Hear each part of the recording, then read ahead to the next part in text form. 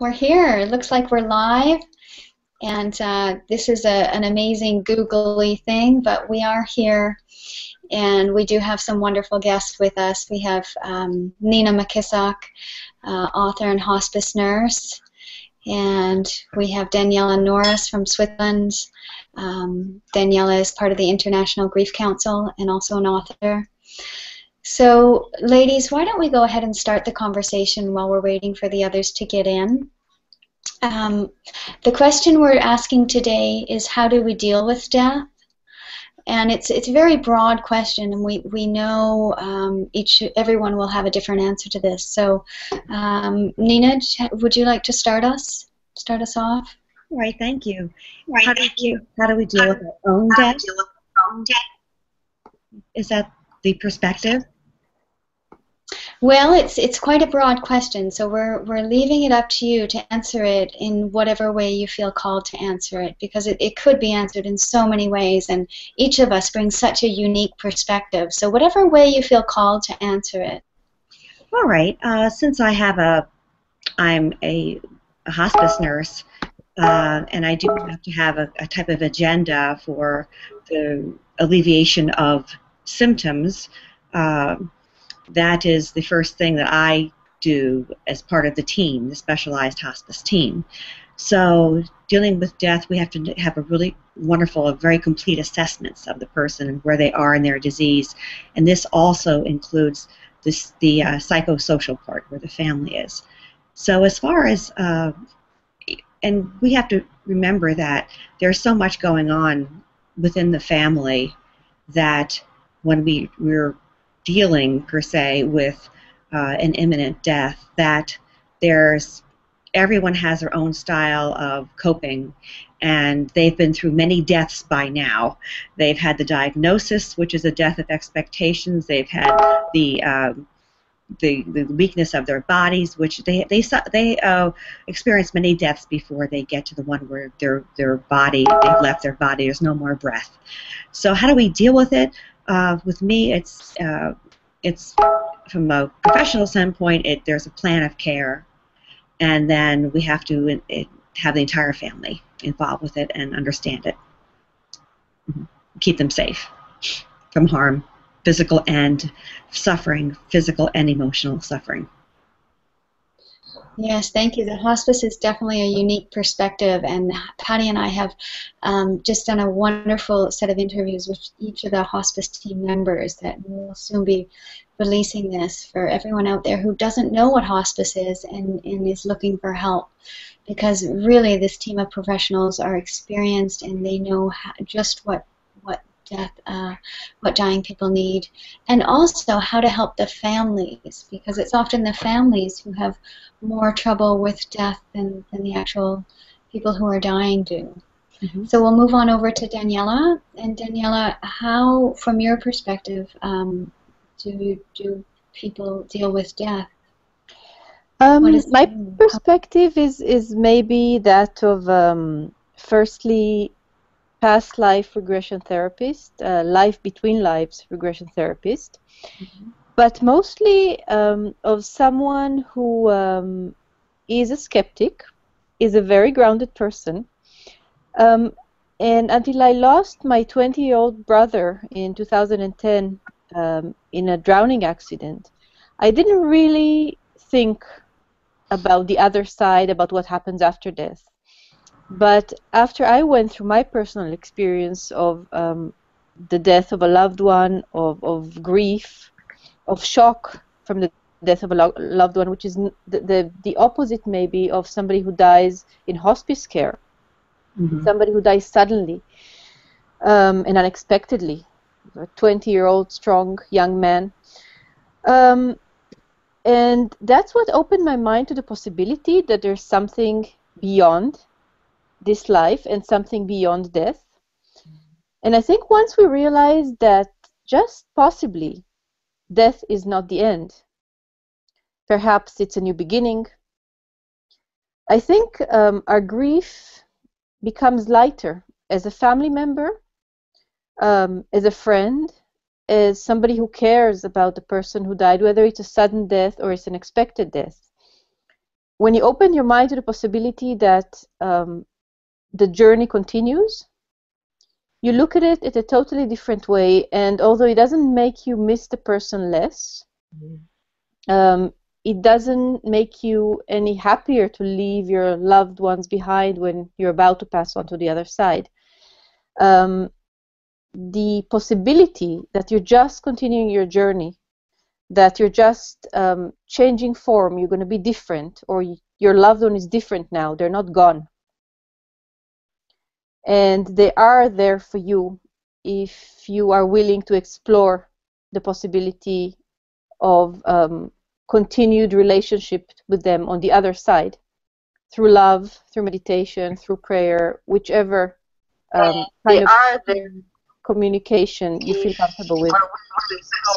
The possibility of continued relationship with them on the other side, through love, through meditation, through prayer, whichever kind of communication you feel comfortable with. The possibility of continued relationship with them on the other side. Other Hangout still on, so I'll ask that everyone mute their microphones.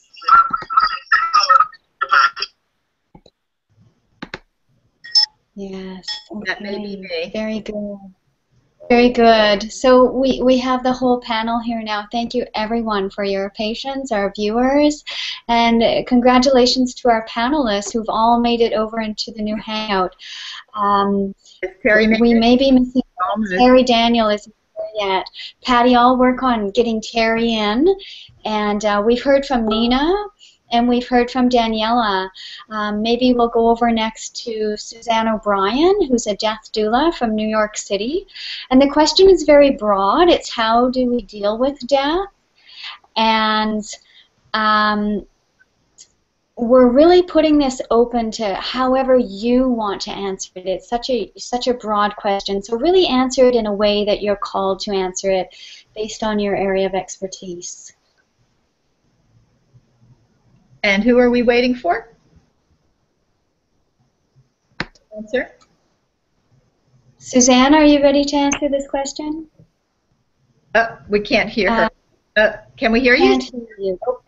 I'm going to bring Stephen in. So, Stephen, if you'll unmute your microphone.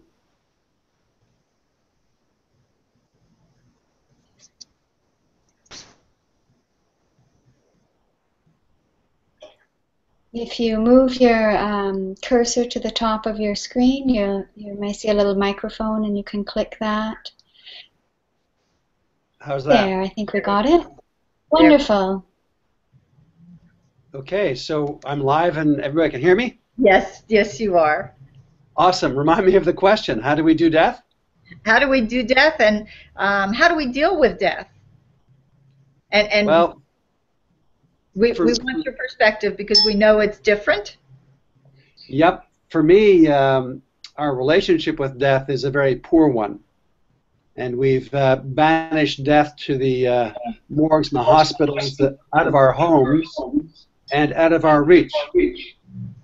And what I've noticed over the years is that this banishment of death, this making wrong of death, this fear of death, this denial of death, doesn't serve us individually, doesn't serve our families, or doesn't serve our culture. And what I'm all about is changing our relationship with death, maybe rebranding the Grim Reaper into perhaps an inspirational teacher. And how to do that primarily is get involved with the mess of death and resist the temptation to outsource all the care that we outsource, i.e. nursing care, i.e. doctor care, i.e. funeral care. Yes, we need the support of those folks, but not at the exclusion of us in the process of dying, death, and disposition. So for me, it's allowing death to be messy, to be human, and to be raw and real. This whole notion of efficiency, clean, tidy, quick, really disturbs us as people. I agree. I agree, and it's that messiness that people are trying to avoid, but the truth is that avoidance leads to much more messiness, I think, in life as a result. And our unwillingness to sit around the table with our loved ones, with our friends and with our doctors and the healthcare staff, and have the real, honest, open, uncomfortable conversations is what's at the root of it. We could all just sit down like we're doing today and just talk with each other as human beings and speak what we need to speak about our health care and our needs, things would be way less confusing and way less chaotic at the end of life. Thank you. Thank you. Let's move on to, let's see, Suzanne, our death doula from New York City. Suzanne, let's see if we can hear you now. I see you're muted. Take your cursor and move it to the top of your screen and see if you can click on the microphone. There we go. Try now.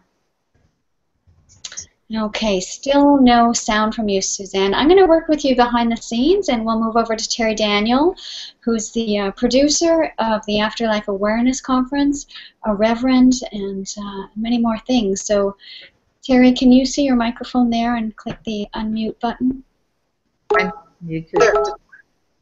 Good. There we go. I just listening to Stephen prompted a thought for me. So a lot of us who work in end-of-life care bemoan the fact that doctors are not trained to deal with death or end-of-life conversations or anything having to do with that. So we complain a lot that we think the doctors should step in and learn how to do this because we see over and over again that they just don't. And a wonderful friend, Kevin Hasselhorst, who's an ER doctor and also very involved in end-of-life, put this idea into my head, and I can't believe I didn't think of it myself. He said, let's stop being angry at the doctors for not knowing how to do this and create another position of the person who should do this. So when the doctor says to the patient, you have a life-threatening disease, you're probably going to die in 6 months, the doctor now leaves and turns the patient over to this person who should have some medical training. So we're thinking something like a nurse practitioner who also has experience as a death doula and hospice and a nice, well-rounded thanatology view, but also has the medical perspective to talk to that patient.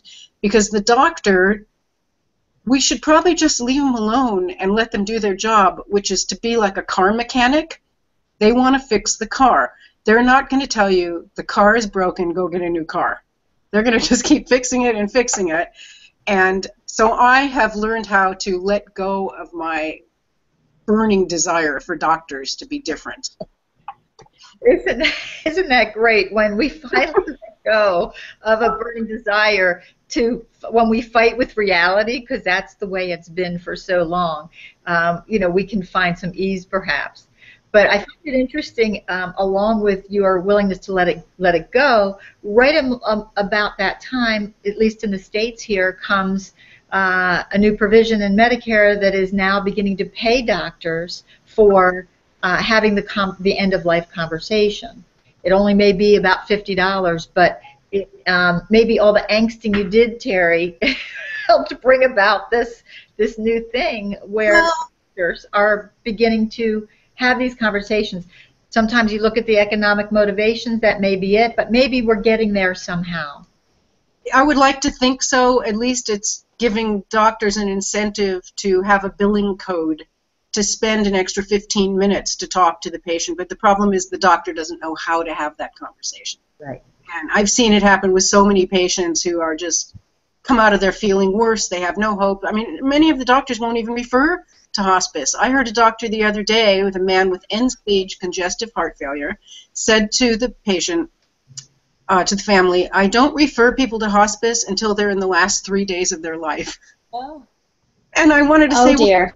Well, how do you know when the last 3 days of their life is, and why would you deprive them of such excellent care for the last 3 months of their life and make them suffer in that ensuing period? So that's how a lot of doctors think. Yeah. There's a long way to go. It is a shame. Does any? Yes. Go ahead. Suzanne, I'm just wondering, Suzanne, can you just speak up and see if we can hear you now? Sure. Can you hear me? Yes. Yes. We got it. Okay. So I'm very pleased because Suzanne was supposed to be on the show last week, and due to technical difficulties, she wasn't able to. So I'm very, very happy that we're able to hear her. So Suzanne, please go ahead and share how you think people can deal with death, and what would help people deal with death. Sure. Thank you so much. And there's so many good opinions and views of this, and it's a subjective, death is subjective to the individual.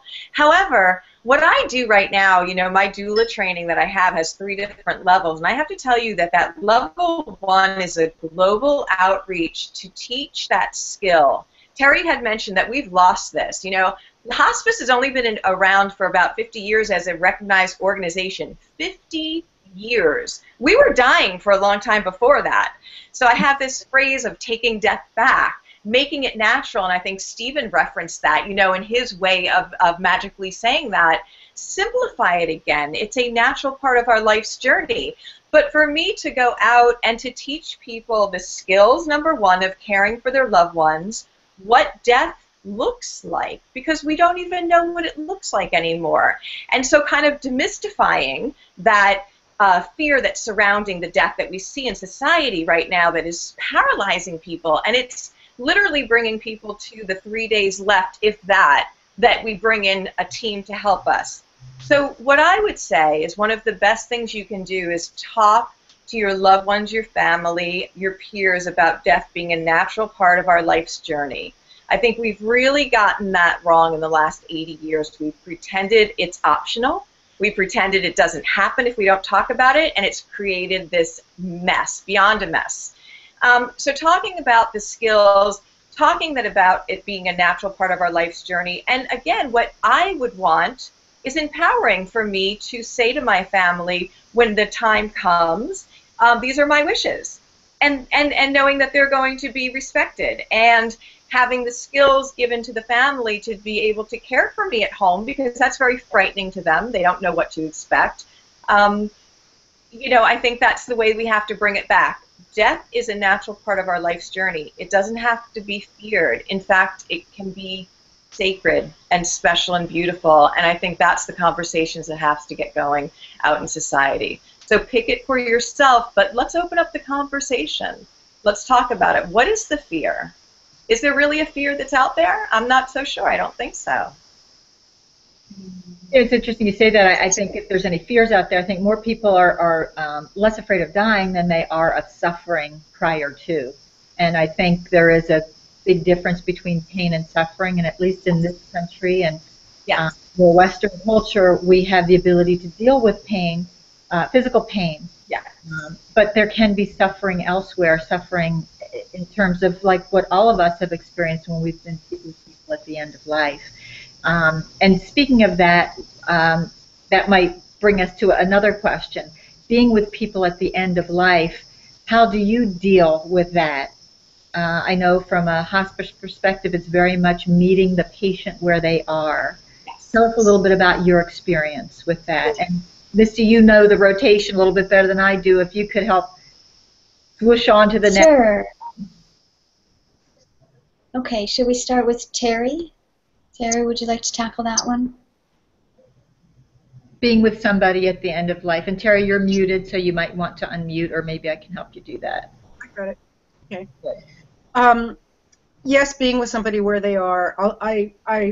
Somebody came up to me the other day who was very adamant about her view that, contrary to what we all know about letting the dying person lead the way and make, they are the star of the show and anything they want is okay. It's about their needs more than ours.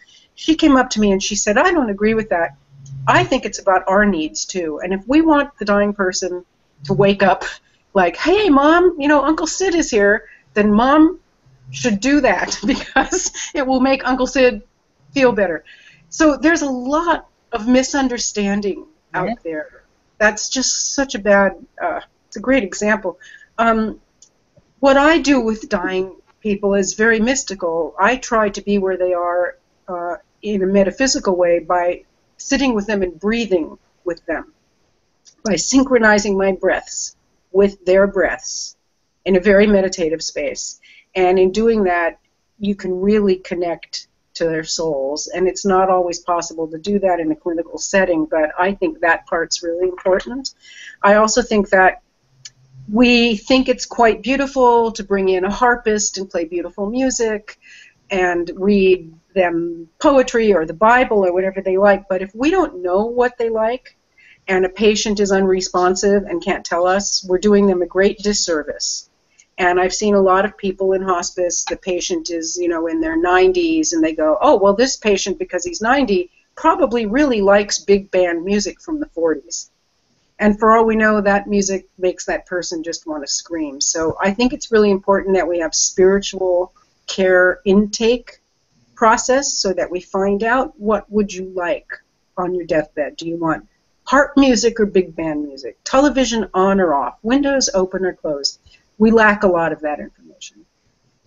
And that brings up a great question. In the absence of that information, what is a way to hold space for that person? In the quiet, would you say? Yes, I would say. I mean, I don't know any other way, and that's why I synchronize my breath with them, and I try to feel them. And you can also watch them. I mean, if you're singing them a song and they don't like it, it'll show on their faces. They'll scrunch up their face, they'll move a little bit. I'm sure you guys have all seen this. So we can listen to their body language and to their soul, because if we don't have that information, that's really all we have. And if we don't know what they like, we just give them love. And listening to a skill that perhaps you teach, and we could all have more for sure. Thank you. Suzanne? Oh, go ahead. Oh, I was just going to say if you could repeat the question, and I was thinking we could jump to Stephen and then circle back and do Suzanne last, because we just heard from her. Sure. I think it was more the question, Stephen, was really about meeting the patient where they are. How do you tend to someone when they're dying, and what is the most sacred way in which we can hold somebody where they are? I think Terry hit it right on the head. For me, dying is about the one who's dying. Grieving's my business. And so from my meditation practices, my spiritual practices, what I do my best to do is put my full attention on the one dying, whether they're able to speak or not. And it's pretty easy to get a sense of what they could need. I'll give you an example. I was asked to go and sit with an 85-year-old woman who was actively dying, and she was breathing very quickly, and she looked scared and frightened, and she was kind of in her body but kind of not. So as I walked into the room and took a deep breath and felt her, it felt like she needed to be held. So I scooched over on her bed with her. I pulled her little frail body up, put her back on my chest, and put my arms around her and just held her, and as Terry was saying, breathed with her to help her calm down a little bit, to help her kind of fall back into her body, which she did. I lay her back on her pillows, and we just held hands for a while and had a very lovely conversation and closing as she died 2 hours later. So it's really being able to put your loving attention on the one who's dying and serve them from where they're at and what they need. And what I've discovered, too, as I'm sure all of you have, is that was Mrs. Smith's way. Mm-hmm. Mr. Smith would be different, and Mrs. Jones would be different. It's what we're practicing isn't really science. It's more an art form, as far as I can see, the art of end-of-life care. Well, and the details is in those little spaces, those that ability to be with, that ability to observe and to note and to understand and gather cues from all around. And I think that takes practice, like a meditative practice, and people can learn that skill. Nina, I know you've certainly shared in your book about your experience, but and I know they've been all across the board based on the folks you've tended to. The question was what? What do you do? How do you serve, and how do you hold the dying or meet the patient where they are? What have you found has been a way that serves the best, I guess you could say? the dying as they are dying? Mm-hmm. Well, my job isn't to impose any of my beliefs on them unless they ask or you see a lot of problems with them that would contribute to their suffering. I'm just thinking of just recently I had a young woman with kids running around and everything. I'm thinking about the quiet environment. I believe that sometimes the questions, the conversation with the patient alone with the nurse is very different than it is when the patient is with the family. And yes, I agree that it would be very nice to have all your wishes spelled out beforehand and know that they're going to be complied with. In California, it's wonderful. No one can change your advanced directives, but in Pennsylvania, you can. So just one child comes in, and starts crying or something, and it can stop everything. Everything changes. But I think that our job is to be observers, and it's so cultural too, because I'm thinking the Chinese, for instance, they think it's bad luck. It's bad luck if someone dies in the home, so they move people out about 2-3 days before they die, or as they're dying, because it's bad luck. It decreases the value of their homes, and there's a whole. They sort of know what to do. They just have to be out of the house, and you just sort of just go in there and you make sure everything's all right as you walk around, because they have it. They're just doing the whole luck thing, right? And but I do believe in, if we could get people on hospice earlier, we will know the spiritual part of it. We will be able to have more of a team effort. And yes, you can hold space for them through your breathing. But it takes a lot of concentration for them to get down to the business of dying, of leaving. So at times you don't want to stimulate or touch, or so I mean, everyone's so different. I mean, I know the Buddhist belief is to make it so they can to have a very quiet environment so they can get down to the business of leaving and non-attachment. But then you go to a big old Italian family, everybody's all over them, and it's so wonderful. So I think a lot of it is being quiet around them, making sure they're safe, and yes, you can send love right from I do it from my heart to their heart. So and gratitude that I'm invited into this environment during this very vulnerable time. So that's about. Thank you. Thank you. Love that. It brought home how individual the experience of death is. And I don't think there's a blanket recipe or magic wand that we can bring in. Other than that, perhaps a presence and just how Patty puts it, just being there and being heart-centered and being aware and allowing and accepting. Let's move over to Daniela Norris from Switzerland. And Daniela, you'll have to unmute your microphone. Done. There we go. For me, because I've experienced more sudden deaths than work with people who are dying, I have a slightly different perspective. And I think many people are afraid of dying because they fear death is the end. My work with people, young and less young, is about giving them experiences that will show them that death is not the end.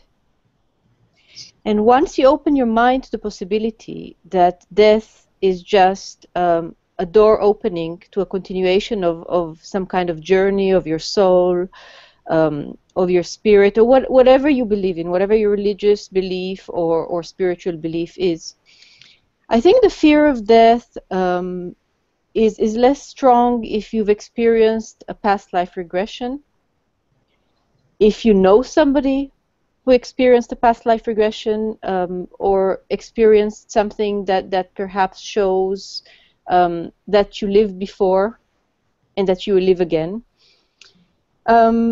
I've most recently trained as a life between lives regression therapist. So if you suspend this belief and you say, maybe they're past lives, maybe there aren't past lives, but there is a time before we come into this world. What happens then? Is it all random? Do we actually come into this life with a purpose?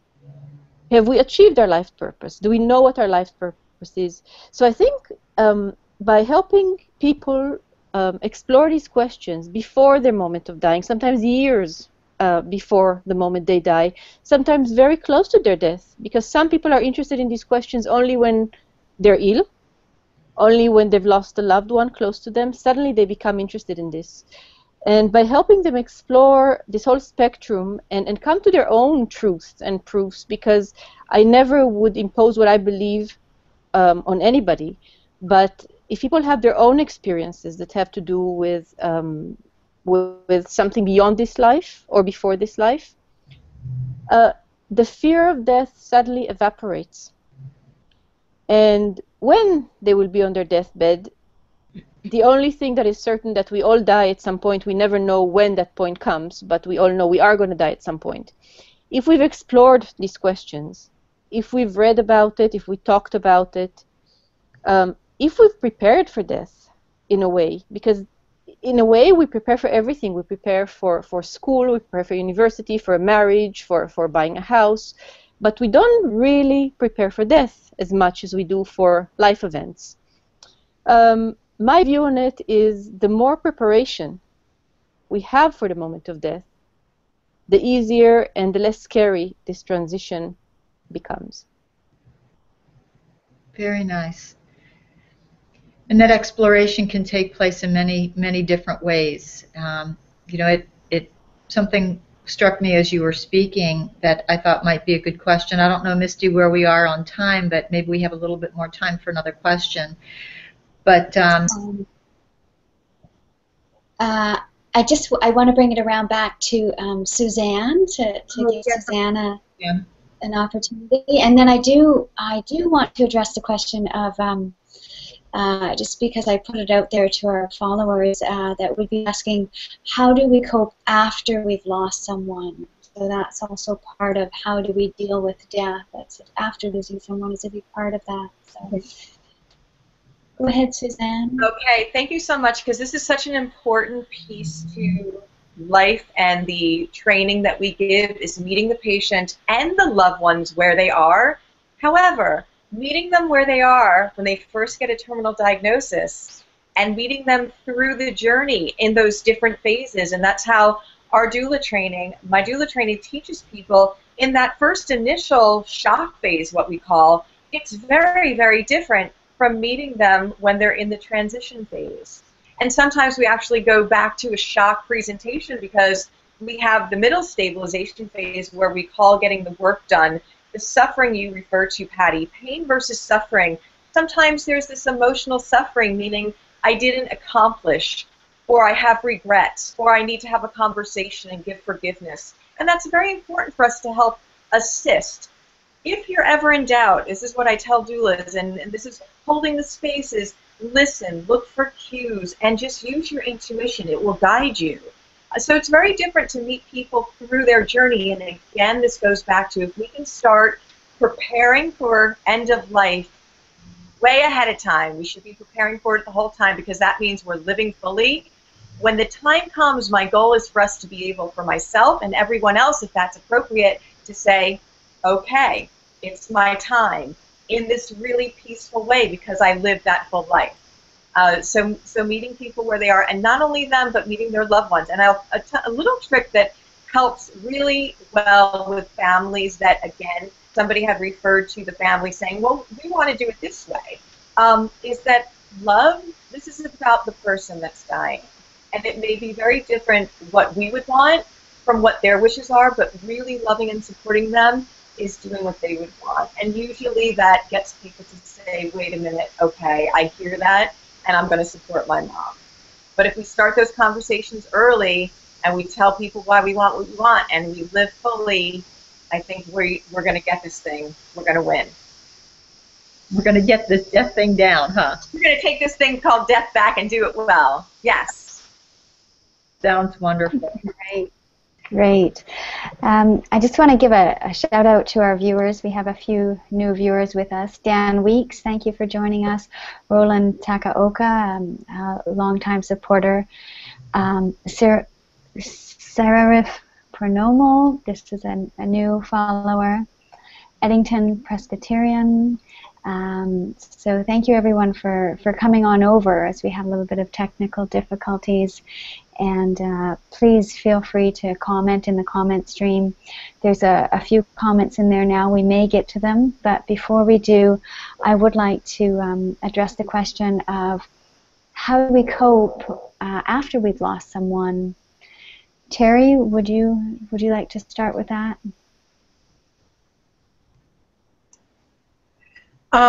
Again, the question, how do we cope, is two parts. How should we cope versus how do we cope? And what I have learned with grief is a part that's missing. There's so many parts missing in our culture, but I am really big on ritual and ceremony. And traditionally, in recent centuries, all the ritual around death and grief was taken out of our hands by the church, or by the religious body to which we belong. And it took it away from our not only our personal control, but our personal relationship with those rituals, even washing a body, saying prayers, burial, everything was taken away from our own hands. So I'm really big on bringing that back. And the other thing is I use ritual and ceremony to process pain. When I do my conscious grieving workshop, I have people whose children have committed suicide, terrible murders, really, really heavy stuff, and they're holding so much pain right here. And I use ritual in a shamanic practice to symbolize pain moving from point A to point B through some of the ceremonies and the rituals we do, where we actually create objects, symbolic objects, and literally put them on one table, then move them to another table, then we take them outside and put them in the river. And I think those symbolic processes are really missing. Most people will say that their loved one's funeral was kind of boring and meaningless because it didn't involve really meaningful rituals. It just involved tradition. I know so many people who just had the local priest or the local rabbi with whom they had no personal relationship just come and say a few words, didn't know the guy. There's not enough. There's just not enough there to help us. So the ritual piece is my big. I love that, Terry. A visual indication of moving from point A to point B, which is moving it inwards, outwards, expressing. And to me, that looks like it could be very cathartic for whoever is experiencing this particular ritual to express and release. So very, very good. Very nice. Stephen? Move to Stephen? Yes, Stephen? Yeah, I've noticed the same thing as Terry has, that ritual is missing for sure because we've outsourced so much of the after-death care of our loved ones. We need to remember that we're a mind, we're emotional, we have a spirit, and we have a body. And what I've noticed in our culture is we tend to leave our body out from the grief process, which is the whole realm of ritual. For example, when my sister died back in '88, we actually carried the casket ourselves. We actually physically lowered it into the ground. We actually threw dirt on it, all a type of ritual that involved the body. If we leave our body out, the grief seems to get stuck and lodged in our body and not attended to. So I think the use of ritual is very important and ongoingly. In Vietnam, for example, 8 years after their loved one has been buried, they exhume the body, they clean the bones off, repackage them, and put them away again. So there's this ongoing kind of ritual process that allows our grief to be lifelong and not packaged up in a 3-month period and be over and done with. So I agree, ritual is extremely important, especially in the realm of the physical. I think it's interesting too that ritual for many is just unfamiliar. It may seem weird, it may seem odd, but it's only because it's unfamiliar. Tradition feels familiar only because it's been done over and over with very little thought as to why. And so I think that makes a huge difference when you say taking death back, Suzanne and Terry and Stephen, you've talked about this very well, is that this is just reincorporating what was and bringing us back to places where we already knew, we just have lost that, we've just lost that particular tradition. And Nina, what about how do we cope? What do we do? We've lost someone. Oh my goodness. I'd like to bring back the tradition where someone wears a black armband for a year or two after they have a serious loss, so you understand that their behavior may be atypical of their usual behavior. How we cope after we've lost someone, it's besides the physical part, you know, the cortisol levels are up, and then they stimulate the adrenals, and I think that everyone has. The rituals seem to be very comforting for many people, as you were just talking about, and many people go back to rituals, even though they may not be aligned with a religion anymore, and I think that many of them are quite wonderful that I've learned about. But I think everyone has to be. I'd love to see someone assigned to every person or a family member for a year afterward to just make sure they're all right, to make sure just to listen to them and understand them. So, but yeah. Yeah, thanks. I think you know, there's the first few weeks for sure after a major loss, and sometimes even a month. But as the months go on, there seems to be almost well, haven't you moved on yet? Or there's a sense, and the idea of that in the past people wore a physical mark to let others know. And there's, you know, the timing is different for everyone, how quickly we move on from things. So just to have that awareness about you, about someone's loss,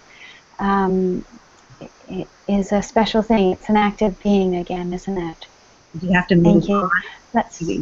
Just one thing that is, you don't ever stop grieving. You just change your relationship to the grief. So, and then you have all the platitudes that people say to you. So, pretty wild. Yeah, they can be well-intended, but not necessarily helpful. That's for sure. Yeah, kind. And Daniela, it's really in your wheelhouse, just about, since you're part of the International Grief Council. Tell us a little bit about your experience with this. I would actually like to talk to it by referring to a comment by Dan Weeks about our program, and he says, I have no doubt that believing that death isn't final, that it's temporary or a different state of transition. But while it may be comforting, I'm not convinced that wish thinking is productive to grieving. I feel like it would just prolong the pain of loss while leaving the bereaved vulnerable. So thank you, Dan, for this very interesting comment, because obviously it is very true for some people. Perhaps it prolongs their grief if they're unsure of what happened to their loved one on the other side. But I just spoke to an amazing group of women in Geneva just last week. And several of these women have lost loved ones recently, in the past 6 months to a year and a half. And once they were in a safe place and were given the opportunity to talk about their relationship to their deceased husband or other people they've lost in a safe environment, many of them felt open to share spiritual or mystical or personal experiences they've had either in dreams or in other ways, that have loved their loved ones on the other side, they felt that they've actually communicated with them. And that gave them a peace of mind. Now, I'm not here to say whether this communication is real or not real. Science has not reached the capability, does not have the tools at the moment to prove whether these things are real or not. But the comfort these women had from this perceived communication and exchange with their deceased loved ones on the other side, and that wasn't through me, that wasn't through tools I provided in any way. These are things that they've done on their own or happen to them in dreams. More often than not, we do communicate in some way with our loved ones through dreams after they've passed on. So for me, after we've lost someone close to us, if we just open our minds to the possibility that there might be a way to receive some kind of comfort or communication from them, whether it's a song on the radio, whether it's a feather we see, whether it's something somebody says, whether it's an item we find around the house. It doesn't matter what it is, as long as it's something that means something to us personally. I've personally seen so many people whose grief load has lightened as a result of this. Imaginary or not, I am not there to say. But it does provide a lot of comfort to some people. Absolutely. I've seen that too with different mediums or psychics who have no knowledge of what one has experienced, and the next thing you know, almost a visceral release to know that their loved one is okay. And that's their experience. I agree with you, Daniela. We're not here to say, although we will be having this discussion next week, so we'd love anybody to come back and talk with us about this, because it's fascinating to me, and I think, like many of you said, if there is a belief that there is something more, perhaps suffering can be less. And interestingly, you are bilocating right now, Suzanne. You are in 2 locations at once, which I think is, although I don't think we have a voice for you yet, or do we? I don't think we have, because I was gonna cut to she's back now. She's tri-locating. She is one talented gal. She is everywhere. Amazing. That's a confirmation what she was just talking about. Just kidding. Total confirmation. So you can hear me all right? We can hear you. Okay. I wanted to just, if I could, just comment again about when somebody is, what do we do when they die? We're not doing that well, obviously, either. However, what I really find helpful is to tell people to take their time, to not rush the process. As far as, it's amazing how late people come on to hospice care, and then the patient does die, and then they rush to do everything without even processing. And Misty, you had mentioned weeks later, months later. I tend to find that a few weeks later, sometimes it's the hardest part for my family, when everyone's gone, when the reality has hit them that they have lost their loved one, and there's no support and tools, and we really need tools. And to start with a ritual is the most beautiful way we could do that.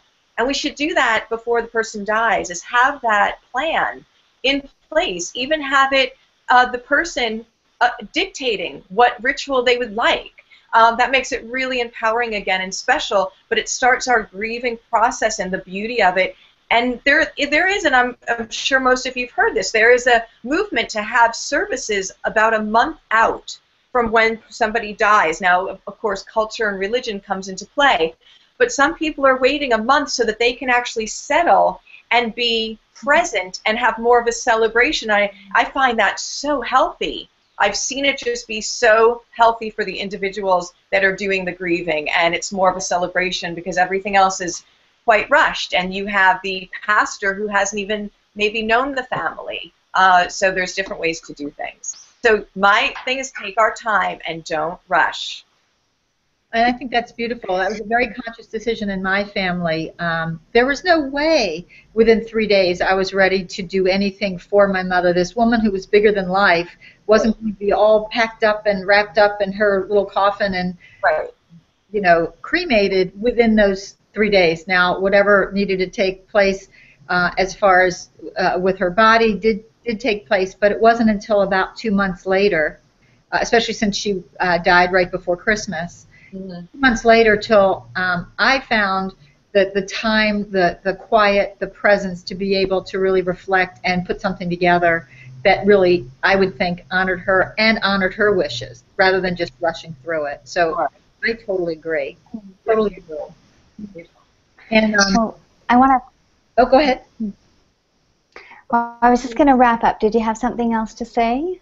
I just wanted, we could probably wrap up and have Terry address this because we've sort of floated a little bit gently and nicely into the afterlife, which was such a great segue for next week. And so that makes me happy because I love this topic. I'm passionate about this topic. Belief, not belief, all of it I'm passionate about. But yeah, I really wanted to have Terry address what she finds, since she's been the producer and the creator of this Afterlife conference, what she finds, kind of like what Daniela was saying, is there a minimization of grief or the suffering around grief, not so much minimization of grief itself, when people find there may be a connection? And when we're doing that, why don't we also take that into what you're doing, what the Afterlife Conference is all about, and we can go from there. Terry, you're muted still. We'll get you. So I don't know if minimization is the word, but certainly it's transformative. And something I did want to say about psychics, we've had many, many brilliant mediums at the Afterlife Conference. We screen them very carefully. But as you've all seen with your clients, there is something called complicated grief, where people are not willing to really heal. And so the working with mediums, yes, it's great. Any kind of messages that we can get through meditation, through dreams, through symbols, all of that always comes, and yes, it's absolutely true. But just sort of from a kind of a more clinical standpoint, something that I've noticed is that people can become too dependent on those messages, and it can inhibit their healing. And I've seen people who will go to a medium once a month for years, getting the same message over and over again. And what is happening there, George Bonanno explored this in his book, The Other Side of Sadness. He studies resilience, that we're not as resilient as people are in other cultures, and it's because we don't have these rituals. So some people are always looking to the external to make them feel better. And the messages from loved ones through mediums is external. It's spiritual, but it's not your inner work. And you can actually use that to avoid inner transformation by focusing too much on the external stuff. So I say, yes, absolutely go to mediums. But the best mediums will not see the same person more than twice a year, some of them once a year. And there are mediums who are also trained as grief counselors. Those are the ones we want. But we also, there is a misconception. I've heard people say, oh, mediums are the new grief counselors. Yeah. No. Mediums are not grief counselors. They have a very specific job, which is to bring a message from the other side to show you that your loved one is there, just like the doctor's job is to fix the car. Grief counseling is something completely different. Very, very good. Thanks, Terry. And as we wrap up, Terry, can you share any parting thoughts, and then we'll go through the lineup, and also how people can get in touch with you, and what you have going on in your sphere, and what you'd like to share with the viewing public. Oh, sure. Well, the Afterlife Conference is coming to St. Louis May 12th through 15th. It's afterlifeconference.com. That's been my baby now for 6 years. And just personally, I'm really involved in teaching my workshop called Grief as a Mystical Journey, which is consciousgrieving.org. And I'm still in school, so that keeps my life. Will it ever end, Terry? Will it end? It's never going to end. No, I've decided to stay in school till I die, and that way I never have to pay my student loans. Oh, there's I have to get 3 PhDs. That's what I'm going to do. Talking about a death plan, I think that's one right there. My exit strategy. That's great. And but too, you started this 6 years ago, and it has grown remarkably. Can you share with us some of the people who are going to be there and who have endorsed it? Well, Raymond Moody is one of our biggest fans. He endorses us heartily. We've had all the big names in the popular culture piece of this, Eben Alexander and Anita Moorjani, John Holland as one of our featured mediums. But this year we're going more toward educating professionals, so we don't have as many mainstream big names as we usually do. Now we have teachers like you guys, you may not be world famous, but you're actually out there in the trenches doing the work, and we're trying to teach people how to do the work. So we have more in-depth workshops. We will show you how to breathe with a dying person and connect to their journey, and we will show you these grief rituals. So we're kind of changing the conference, not so much somebody, talking head standing there describing their near-death experience or their after-death communication. We kind of already know about that, and now we're like, now that we know this, what are we going to do with it?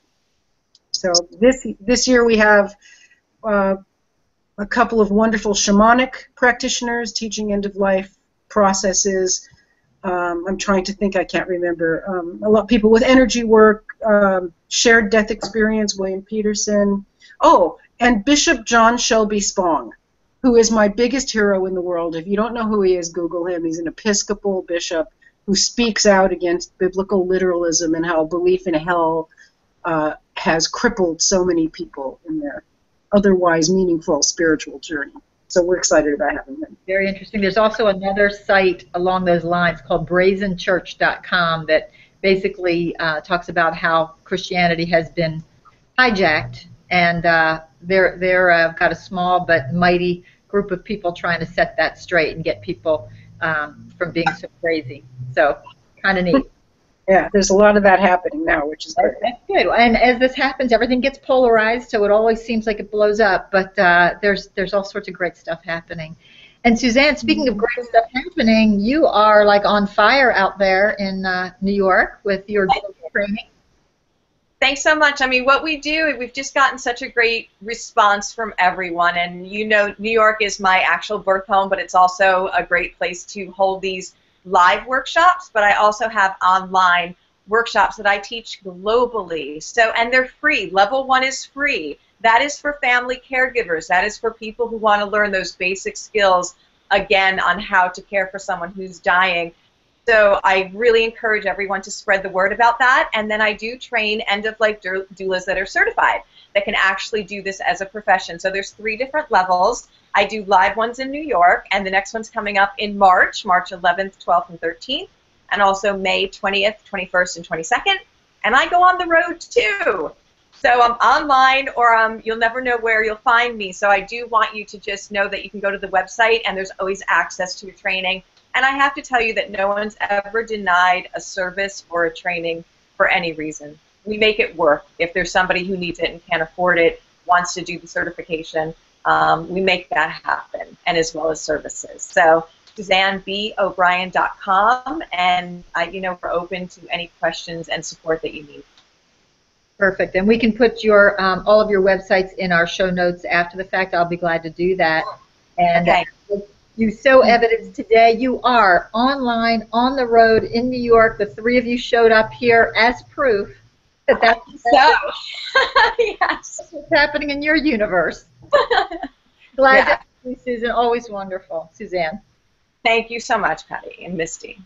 You're welcome. And so, Stephen, unmute and tell us all about what you're up to, because it's always interesting, always fascinating, and you've always got a really interesting take on life and death and more, I'm sure.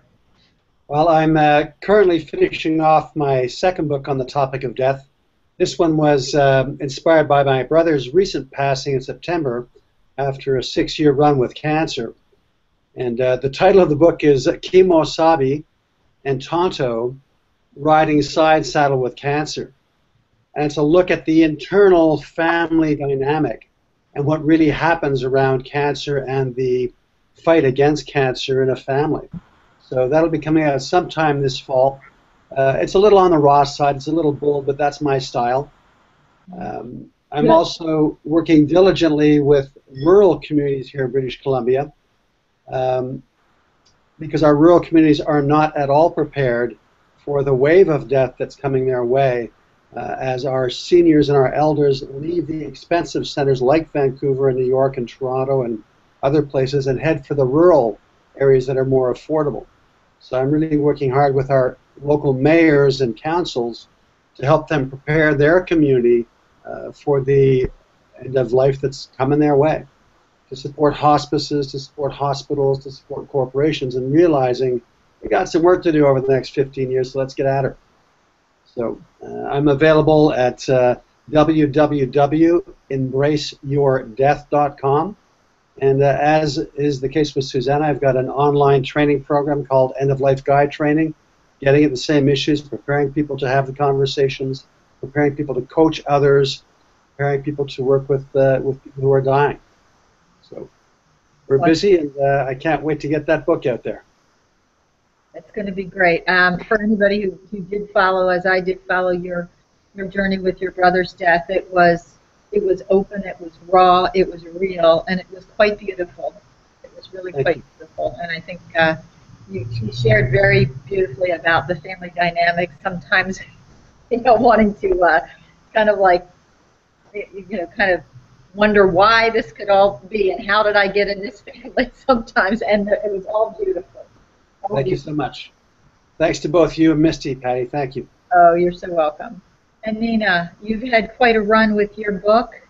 You have been featured all over. I got to see you in Princeton at Princeton Library when you were giving a talk, and the room was packed. It was lovely and delicious, and again, quite real and quite raw, and you really embodied it. Tell us what's happening with you. Thank you. I just finished a West Coast book tour, and then I was in Boston 2 weeks ago. But I have a work of fiction that I'm writing now, and this man was trying to find my mother for 60 years, and then when I met him, he asked me to write his biography, his memoir, and then it just took off to something entirely different. So I'm working. It's a lot of fun, though. But yes, I'm still mentoring, and I have a few private patients too. So there may be a sequel to From Sun to Sun too. Who knows? Oh, those are great stories. Anytime you hear stories of people, it just brings it home and makes it real. It really, really does. Thank you. And how can we get in touch with you? My website is ninaangelamckissick.com, and of course you can always Google From Sun, it's S-U-N, to Sun. The hospice nurse reflects on the art of dying. Very good. And we'll put that in the show notes. And Daniela, all the way over there in Switzerland, although we may be all the way over here in the U.S., tell us what's happening with you. We're so glad you joined us today. Thank you. For me, it's all about empowering people and finding the resources within themselves and the answers within themselves to all these questions. And I totally agree with Terry and with Nina that it is important not to rely on external sources.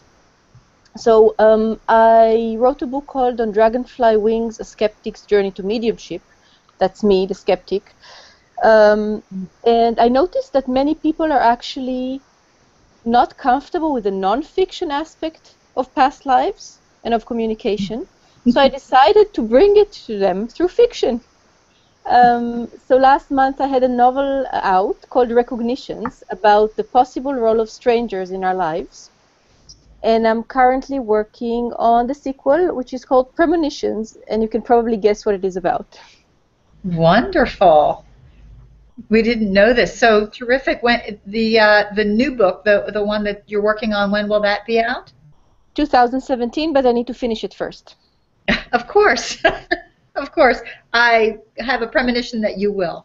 So thank you so much for joining us. This has been a fabulous conversation, even though it was a little quirkily interrupted, but that is quirky humanity. That's us. That's just the way it goes. And Terry, thank you for calming me down and talking me off the ledge about that. It is what it is, she says. So anyway, I think that's it. What a fabulous group of people. It's so wonderful to know that you are out there, you are doing this work, and you are affecting so many lives. I feel all these ripples going out from your little thumbnail pictures down there and really affecting.